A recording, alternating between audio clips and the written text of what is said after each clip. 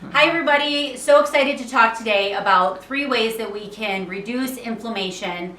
And the great part is it's relatively straightforward and it's a lot easier than you think. So my name is Dr. Sara Whedon with A Place to Grow Chiropractic, and this is something that we talk about on a continuous basis at the office, because whether you're talking about chronic conditions that you've been feeling like fatigue or poor sleep, or whether this is something that's new to you, as far as I'm just feeling a little bit lower energy, I'm not feeling myself, everything in the body comes down to whether we're inflamed or whether we are healing and calm. So the best way that I can explain it is, if your house was on fire, would you be calling the fire department or would you be calling an interior designer? I'll give you a minute to think about that, but it's probably a pretty straightforward answer. It's probably going to be, I'm calling the fire department, there's an emergency, the fire department is there to help me, and I have an immediate need that needs to get settled or my house is going to burn down. So when we talk about inflammation in the body, if it's up too high and you've passed that threshold where your body can easily flow with how to help bring it down, right? Nothing useful is going to come from your body as far as healing, sleeping properly, digesting your food, thinking great thoughts. But if we talk about bringing the healing in, where we can bring that inflammation down, where you're no longer in what we call fight or flight, where you're feeling like you're constantly on edge and there's always an emergency, we then can call the interior decorator, and that's where I come in. So the interior decorator comes in a situation where there's nothing wrong with the current situation of your house. You just don't like the wall color, you want to put up some wallpaper, you'd like to add some bricks somewhere. So inflammation is one of those things where if it continues to be an emergency type situation, then you're going to continue to have emergency type responses. You're going to continually be anxious. You're going to continue to be stressed. You're going to continue to have sleep issues or digestive issues. So where we come in is we start talking about ways that you can actually keep your inflammation lower, because we absolutely believe that your body is capable of being calm, cool, and collected, and can efficiently make decisions about your body. So we're going to go through 3 of them today, and hopefully you can start taking small snippets and start adding it in a really easy way to what you're doing every day. So I'm going to start with chiropractic. The number one thing that you can do to help bring down the inflammation in your body is get adjusted. So for those of you that have never been to a chiropractor, I would suggest you find one. For those of you that go to a chiropractor, congratulations, that's really awesome. Because one of the things that we don't do enough in the United States is talk about preventive ways that we can help make sure that 5, 10, 15, 20 years down the road, we are feeling great, moving great, and we're actually healing. Our body is able to cycle through the things that we need it to on a given day. So chiropractic helps make sure the nervous system functions in an efficient way. So the nervous system is actually responsible for all of the body systems that we have. So when your body is functioning efficiently and your nervous system is able to do what it needs to do, then guess what? Everything in the body works like a well-oiled machine. Your brain is communicating with your spine, which is communicating with your organs and your glands. And when all of that is happening, right, all the outcomes of what we need those organs to do now is done more so in an efficient way.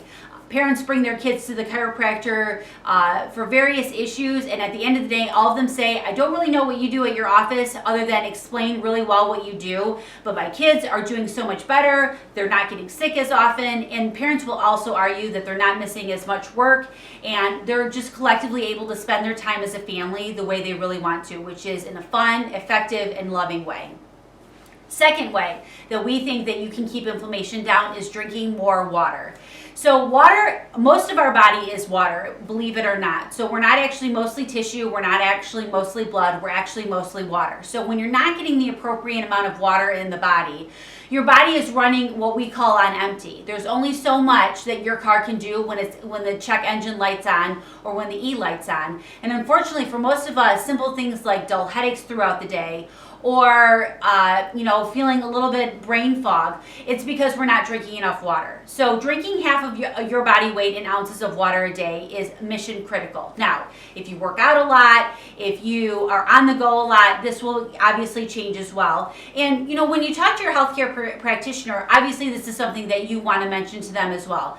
There are things that are outside the scope of this video that you may want to address as well. But on a very basic level, if tomorrow you woke up and said, I want to find ways that I could fight inflammation in a better way, I would say start by drinking more water. And the best way to do that is grab a water bottle that you can just keep on hand, fill it so that way it can go with you in the car, it can go with you in your purse, and you just know it's accessible, and you just take small sips on it throughout the day, so that way you know that without being super thirsty, you know that you're setting yourself up for success.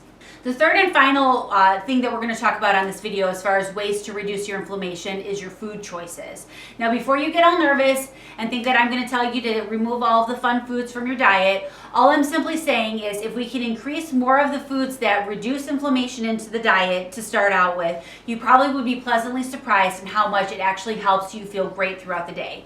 Things like fruits and vegetables. Your kids probably love the fruits portion of it. Most of you probably can get your kids to eat some vegetables.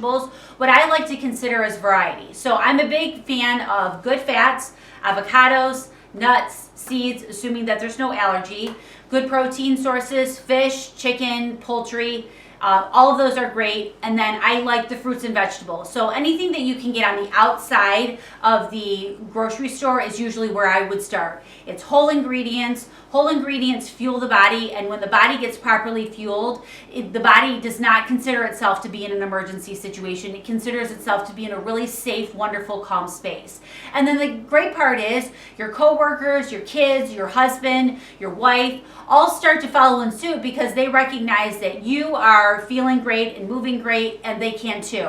And once everybody starts eating a little bit more consistently with each other, nobody's thinking about whether this is healthy for them or not healthy, right? They just feel, they know how great they feel when they, eat this food, and they know how bad they feel when they don't eat this food. And we have a tendency to start migrating towards the food that uplift our mood, that help us sleep, that just make us overall feel great. So just to recap for you, 3 ways to reduce inflammation. Number 1, go see a chiropractor.